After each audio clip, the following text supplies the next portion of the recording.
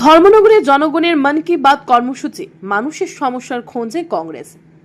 ত্রিপুরা রাজ্যের সর্বত্রের মতো বুধবার ধর্মনগর বিধানসভা কেন্দ্রের বিভিন্ন অঞ্চল ও শহরের নানা প্রান্তে প্রদেশ কংগ্রেসের উদ্যোগে আয়োজিত হল জনগণের মন কি বাত কর্মসূচি।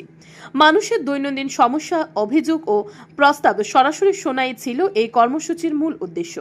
অনুষ্ঠানে উপস্থিত ছিলেন প্রদেশ কংগ্রেস কমিটির সদস্য চয়ন ভট্টাচার্য, উত্তর জেলা যুব কংগ্রেস সভাপতি জাহাঙ্গীর হোসেন সহ জেলা ও মহকুমা কংগ্রেসের একাধিক শীর্ষ নেতাকর্মী। বক্তারা অভিযোগ করেন, বর্তমান শাসন ব্যবস্থায় সাধারণ মানুষের সমস্যা অবহেলিত হচ্ছে, তাই সরাসরি মানুষের মুখ থেকে বাস্তব চিত্র জানতে এই উদ্যোগ নেওয়া হয়েছে। ধর্মনগর থেকে নিজস্ব প্রতিনিধির রিপোর্ট, ধর্মনগর। এটা সারা রাজ্যেই আমাদের জনগণের মন কি বাত প্রদেশ কংগ্রেসের উদ্যোগে সারা রাজ্যে চলছে। আমাদের ধর্মনগরেও বিভিন্ন বিধানসভা এলাকায় ধর্মনগর বিধানসভা এলাকায় এই কর্মসূচি চলছে। আজকে আমাদের ব্লক কংগ্রেসের একটা সভা ছিল।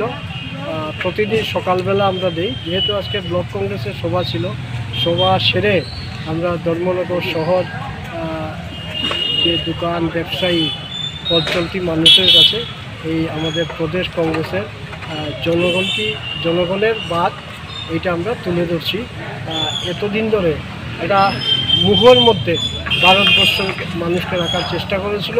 প্রদেশ কংগ্রেসের উদ্যোগে এই যে মন কি বাতের অনুষ্ঠানের মাধ্যমে মানুষকে যে ভুল বুঝানো, তার প্রতিবাদেই আমরা জনগণের বাত এবং মিথ্যা প্রতিশ্রুতি যেটা দিয়েছিল তার প্রতিবাদে আমরা লিফলেট ডোর টু ডোর আমরা দোকান টু দোকান আমরা প্রচার করে আসছি।